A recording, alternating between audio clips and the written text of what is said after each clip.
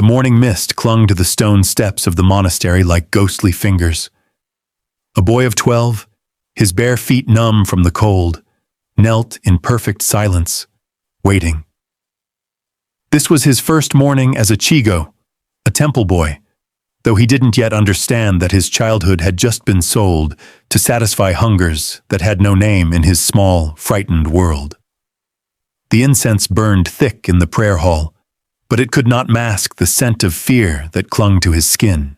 Behind him, in the shadows between the towering Buddha statues, other boys moved with practiced silence.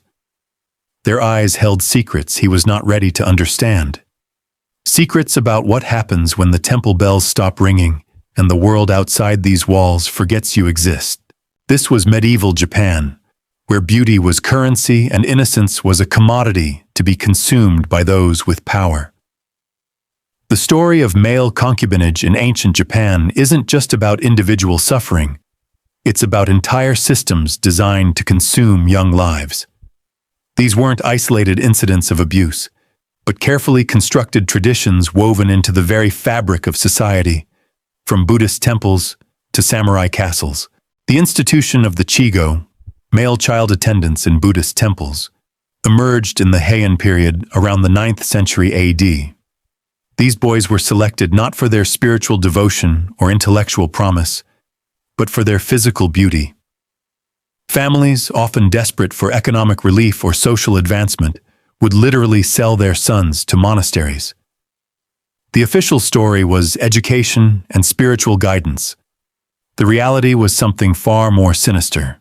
Monks would travel to villages during times of famine or economic hardship, offering to educate male children in exchange for payments.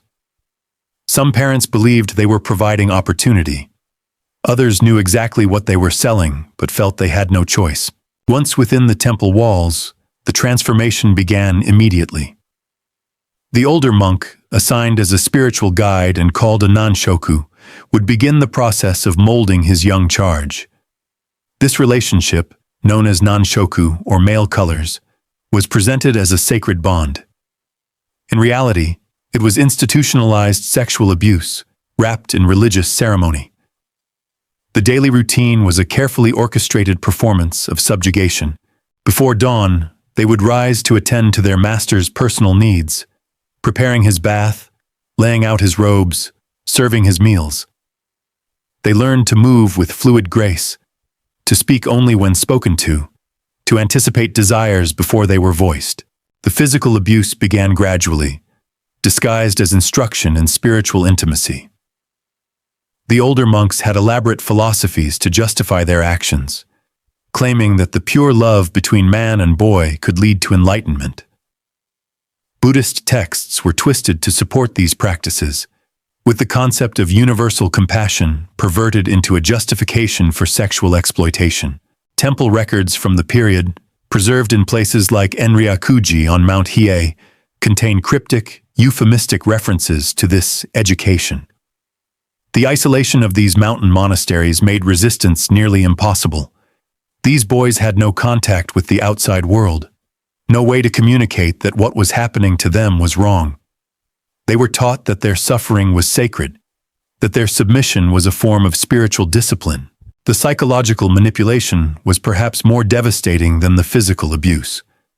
The monks created elaborate ceremonies around their exploitation, turning rape into ritual.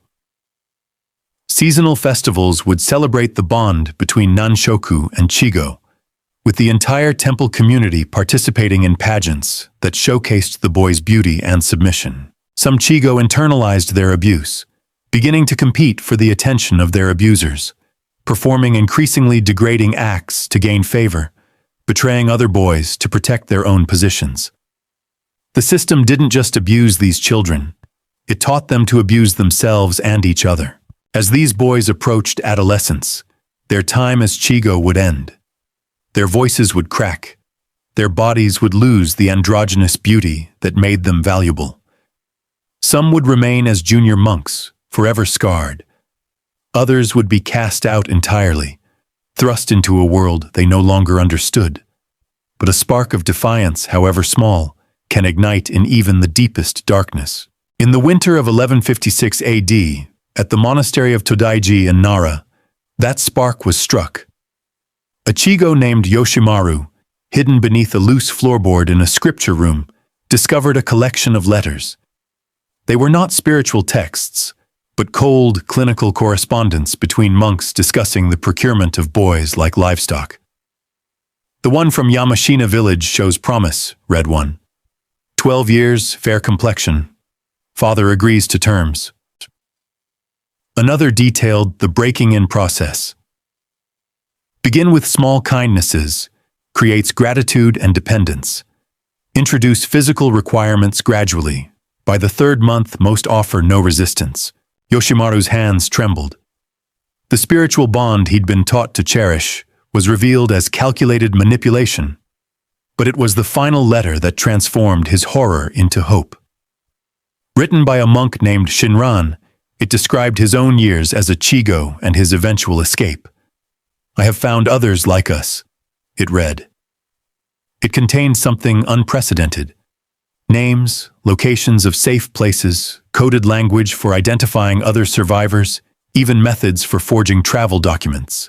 That night, as his nanshoku snored beside him, Yoshimaru began planning. If there were networks of survivors, if resistance was possible, then the absolute power of the monasteries was an illusion. The first step was finding other Chigo ready to hear dangerous truths, a task requiring extraordinary caution in a world where a single whisper could mean a brutal end. The resistance began not with a shout, but with a shared glance between boys scrubbing temple floors. Yoshimaru, his heart a drum against his ribs, found his first ally in Kenjiro, a boy whose master had recently died, leaving him adrift and burning with a hatred he had learned to hide behind perfect obedience. When Yoshimaru shared the damning letters, Kenjiro's response was immediate and fierce. "Tell me what we must do." Their network grew with painstaking caution. 6 boys in total, communicating through subtle gestures and coded phrases, meeting only in the deepest shadows of night. Their first acts of defiance were small but potent, contaminating the monks' food with herbs that caused stomach upset or temporary rashes. These were not acts of serious harm, but of psychological warfare, seeds of unease planted in the minds of their oppressors. For the first time, they were actors, not victims. Using the information from the hidden letters, they reached out to the network of survivors Shinran had described. They made contact with the Moroku Kai, the Facing West Society, former temple boys now posing as traveling merchants who had devoted themselves to helping current victims escape. They had developed sophisticated methods, creating diversions, forging documents, and maintaining safe houses along trade routes. This contact revealed both the possibility of freedom and its terrifying price. Recaptured boys were not just beaten, they were made into examples, permanently crippled or tortured to death. Despite this, Yoshimaru and his conspirators began preparing for an act of breathtaking audacity. The simultaneous escape of every Chigo who could be trusted, 15 boys in all. The plan was set for the night of the Autumn Moon Festival, when ceremonial wine would distract the monks. But human systems are vulnerable to human failure. 2 days before the escape, a 13-year-old named Tadamaru, whether from fear, conviction, or twisted loyalty, approached his master and confessed everything. The retribution was swift, merciless, and theatrical. Dragged before the entire temple community, the conspirators were subjected to a spectacle of punishment designed to crush not just their bodies, but their very spirit. Yoshimaru, as the leader, had the fingers of each hand slowly crushed with wooden mallets. Kenjiro, the recruiter, had his tongue pierced with hot needles. The message was clear. These hands would never write sedition again. This tongue would never speak rebellion. Forced to publicly confess and beg forgiveness, they were then broken in the most complete way possible, by being made instruments of the very system they had fought. Yoshimaru, his mutilated hands making him unfit for normal duties, was assigned to train new arrivals. He was forced to participate in the indoctrination, to use his hard-won understanding of resistance to convince frightened new boys that submission was their sacred path. The irony was a poison that seeped into his soul. Yet, even in this utter defeat, the embers of resistance glowed. The story of the failed rebellion spread through whispered accounts to other monasteries, becoming a legend that inspired others. In the mountains of the Kii Peninsula, a Chigo named Jiro, who had survived 3 years of abuse, learned from Yoshimaru's mistakes. He advocated for a more direct and violent strategy. "They have taught us to understand their weaknesses," Jiro told his own small band of conspirators. "We will use their own training against them." His target was Brother Nichiren, a monk notorious for his creative cruelty. The method was poison, extract from the deathcap mushroom, undetectable in bitter tea, its effects mimicking natural illness. The assassination was a success, spreading paranoia among the remaining monks, but it also brought increased surveillance and harsher restrictions for all the boys, forcing Jiro to confront the dilemma of whether violence against oppressors ultimately helped or harmed the victims. An unexpected external event, a government inspector reviewing temple finances, created a brief respite from the repression. Seizing this moment, Jiro made a crucial pivot. Rather than continue a campaign of violence, he would embark on an intelligence operation. He began meticulously documenting the systematic abuse, gathering financial records, correspondence, and testimonies from other boys. This evidence, when presented to sympathetic former samurai turned monks, finally reached provincial authorities. For the first time, the government launched investigations specifically into the abuse within monasteries. Some monks were removed, new regulations were implemented. The changes were limited, often cosmetic, but they were unprecedented. The boys now knew their suffering was not invisible. Word of Jiro's success spread, and the resistance evolved from desperate acts of escape and violence into a sophisticated shadow war fought with information. This shift occurred as the practice of male concubinage itself evolved beyond the temple walls, adapting to the brutal pragmatism of the samurai class. Here, the Chigo became the wakashu. Where the temples cloaked abuse in spiritual language, the samurai were direct. Boys, typically between 12 and 16, were taken as apprentices by adult warriors. The official purpose was to learn martial arts and the code of Bushido. The reality was that they served as sexual slaves for men who glorified violence. Historical records from the Kamakura period treat the trading of wakashu with the same language used for evaluating swords or armor. One document from 1267 describes a samurai trading 2 well-trained boys to another lord in exchange for a fine horse. The training of a wakashu was a twisted fusion of martial and sexual education, creating a profound form of indoctrination. The samurai developed their own elaborate ceremonies, formalizing these relationships with public brotherhood contracts, blessed by Shinto priests. These contracts explicitly outlined sexual duties wrapped in the language of honor and loyalty, with clauses detailing brutal penalties for resistance or desertion. The competitive nature of samurai culture extended to their wakashu. Lords would display their boys at formal gatherings, comparing their beauty and training. Losers in these contests faced severe punishment. Personal accounts, like the secret diary of a wakashu named Taira no Shigemori, describe years of ritualized abuse disguised as warrior training, learning to suppress all natural reactions to pain and humiliation. For those who survived, the cycle often continued. Many became samurai who took their own wakashu, perpetuating the abuse that had consumed their childhoods. As Japan entered the relative peace of the Edo period, the exploitation of young men evolved yet again, moving from the spiritual hypocrisy of the temples and the martial brutality of the samurai into the blatant commercialism of the urban pleasure districts.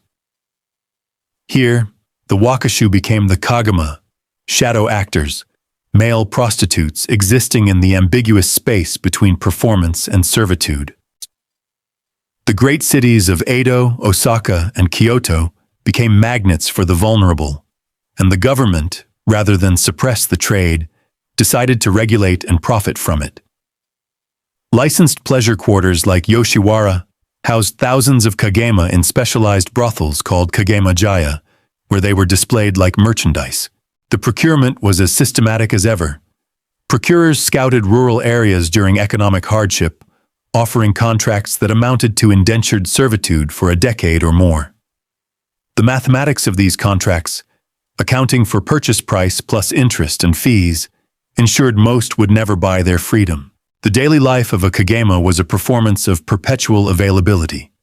Their training, administered by older prostitutes who were themselves victims, covered everything from sexual techniques to the art of gauging a client's desires. Personal accounts, like that of a man named Konomiya who worked in Osaka, describe a world of constant fear. Fear of violent customers, disease, aging, and the brutal punishments for refusal or escape. The psychological manipulation was refined to a cruel art. Boys were taught their beauty was a gift they had a duty to share, that providing pleasure was noble and necessary. The few who escaped faced a society that offered them no place, often returning to the only life they knew. The most successful might become proprietors, thus perpetuating the very system that had destroyed them. Yet, even within this commercialized hell, the lessons of resistance learned in the temples were taking root. The scattered safe houses and informal networks that had helped escaped Chigo began to coalesce into something more powerful: organized communities of survivors. One of the most successful was established in the port city of Sakai by a former Chigo named Dogen. His legitimate trading company, specializing in Chinese goods, employed dozens of former temple boys, providing them with identities, practical skills, and a supportive environment for recovery. More importantly, it served as an intelligence hub. His ships carried coded messages between resistance networks, updates on conditions in different temples, and requests for assistance with rescue operations. This demonstrated a profound shift. For the first time, there was a genuine, sustainable alternative to accepting one's fate. Escape no longer meant certain death. This development, coupled with the growing circulation of written accounts from survivors, began to turn public opinion.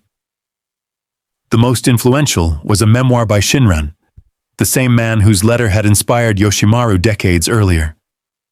Now a successful craftsman, his account was unflinchingly honest, yet hopeful, analyzing the psychological techniques of abuse while demonstrating that survival and a meaningful life were possible. This message of hope resonated, creating a feedback loop that strengthened the movement at every level. Boys in temples gained crucial information, survivor communities found validation, and the general public began to demand official action. This growing awareness coincided with broader social changes, the rise of a merchant class, government centralization, and an emphasis on rational administration that made reform possible. The first major legal breakthrough came in 1189 AD, when the Kamakura shogunate issued regulations requiring external oversight of Chigo treatment and establishing penalties for abusive monks. While enforcement was irregular, it provided a legal framework resistance movements could use. Evidence of abuse could now be presented to officials with the expectation of investigation, not automatic dismissal. The resistance adapted to this new landscape with stunning sophistication. The scattered efforts formalized into what became known as the Restoration Fellowship, a network that spanned the archipelago. Its influence extended far beyond its membership. Former victims had become doctors, teachers, merchants, and government officials, creating an invisible web of support throughout society. They moved from merely reacting to abuse to preventing it. They provided emergency assistance to families at risk of selling their children, offered alternative placements, and worked with local authorities. Their most ambitious project was the acquisition of the notorious Riverside Monastery, transforming it from a symbol of impunity into a training center and school, a beacon of hope and a model for education based on nurturing potential rather than exploiting vulnerability. By the dawn of the 13th century, the transformation was undeniable. At the Fellowship's first formal congress in Kyoto, hundreds of survivors, shipwrights, builders, physicians, gathered not as victims, but as free men. They shared stories of triumph and planned for the future. The work was not finished, but the trajectory was clear. The age of systematic, unchallenged exploitation was ending, not through mercy from above, but through the courage of those who had suffered most. They had proven that victims were not powerless, that authority was not unquestionable, and that trauma could be transformed into healing. The temple bells still rang across Japan, but for them, the sound had changed. It was no longer a knell of submission, but a call to vigilance, a summons to service, and a promise that no child would ever again have to face the darkness alone. And so, the whispers in the dark, the diaries hidden beneath floorboards, were not an end. They became a prologue to recovery, to courage, and to the resilience of the human spirit. History is not written solely by those in power, but is also etched by those who dare to stand up, even with the smallest act of defiance, to simply say, no more. If these forgotten stories have resonated with you, if you believe that uncovering these hidden corners of the past helps us better understand ourselves and our world today, please consider liking this video and subscribing to the channel. Your support is what allows us to continue giving a voice to those who were silenced by history. We would truly love to hear your thoughts. Please comment below and let us know where you are listening from in the world. It is incredible to think that we, from different spaces and times, can connect over these ancient narratives. There are many more stories waiting to be told. We look forward to you joining us on the next journey of discovery. Farewell.